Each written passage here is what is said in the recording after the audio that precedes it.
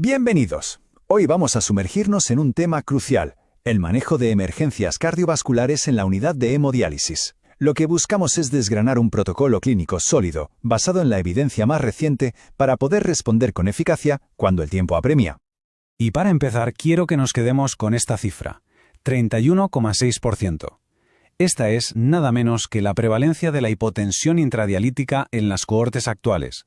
Es, con diferencia, la complicación aguda más común y, desde luego, un desafío constante para la seguridad de nuestros pacientes. Para abordar este tema de forma ordenada, hemos estructurado el contenido en 5 secciones. Primero, daremos una visión general de las emergencias. Luego, nos meteremos de lleno a analizar la hipotensión, la hipertensión y las arritmias. Y para terminar, lo más importante, sintetizaremos los protocolos que podemos aplicar en nuestra práctica diaria. Muy bien, pues entramos en la primera sección. Y es que es fundamental entender que estas emergencias no son para nada eventos aislados. Su alta frecuencia tiene un impacto directo en la morbimortalidad de los pacientes, elevando el número de hospitalizaciones y, por supuesto, de eventos cardiovasculares mayores. Este gráfico lo resume de una manera muy visual, ¿verdad? La hipotensión, con ese 31,6%, se lleva la palma como la complicación principal. Justo detrás, la hipertensión intradialítica, con un 26,6%, un fenómeno que parece paradójico, pero que vemos constantemente. Y ojo, las arritmias, que pueden afectar hasta la mitad de los pacientes y que muchas veces están infradiagnosticadas. Vamos ahora con la hipotensión intradialítica. Precisamente por ser tan frecuente, tener un manejo estandarizado que se base en guías clínicas es un pilar fundamental para la calidad de la asistencia que damos. Vale, ¿y de qué hablamos exactamente cuando decimos IDH? Pues la definición operativa es muy precisa. La consideramos como una caída de la presión sistólica de 20 milímetros de mercurio o más, o directamente un valor por debajo de 90.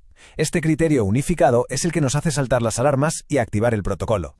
Lo realmente interesante de esta tabla es ver cómo confluyen los factores. Por un lado tenemos la disfunción autonómica del paciente diabético o un barorreflejo que ya no responde igual en el paciente de edad avanzada. Y por otro, factores que dependen de nosotros, como una tasa de ultrafiltración demasiado agresiva o el manejo de los antihipertensivos antes de la sesión. Evaluar todo esto es sin duda el primer paso para estratificar el riesgo de cada paciente. ¿Y cuando ocurre el evento, qué hacemos? Pues aquí el algoritmo de las guías Cadigo 2024 es nuestra hoja de ruta. Primero, reconocerlo pronto. Segundo, intervenir de inmediato con medidas físicas y ajustando la ultrafiltración. Si con eso no basta, escalamos a fármacos. Y un punto que es absolutamente crucial es el paso 4, la evaluación sistemática por después del evento para evitar que vuelva a pasar.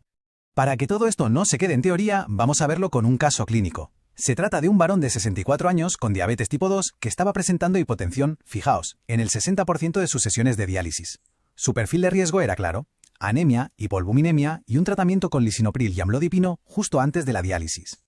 La clave del éxito aquí fue un abordaje totalmente multifactorial.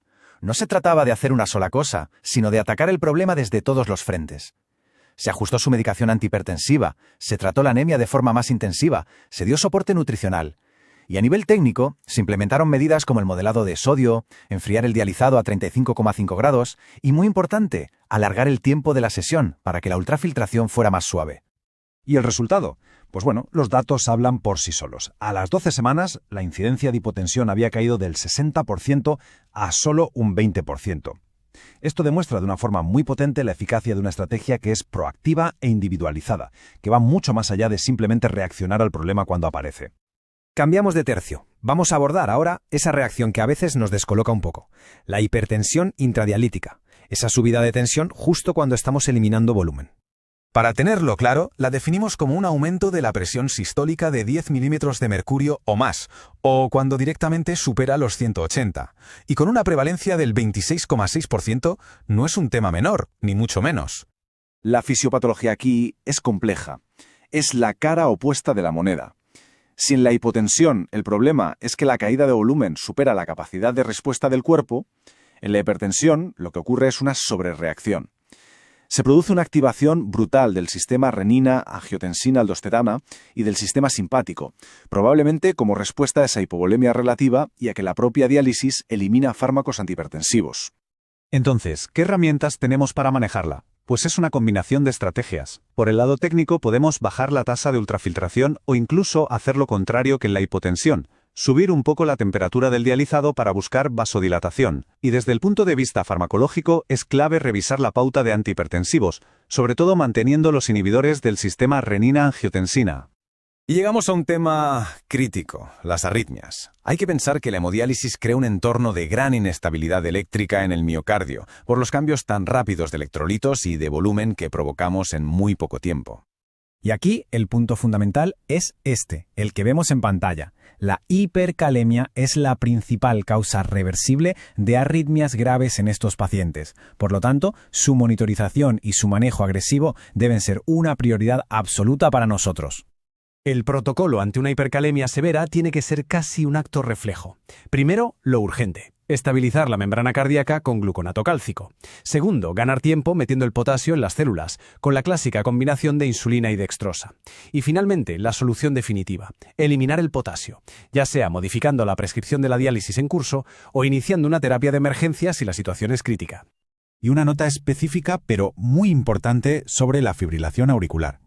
La decisión de anticoagular en estos pacientes es siempre un equilibrio delicado. Guías como las de la Sociedad Brasileña de Nefrología de 2025, por ejemplo, nos orientan a considerar la anticoagulación con un CHADS-2 VSA de 2 o más, pero siempre individualizando el riesgo de sangrado de cada paciente.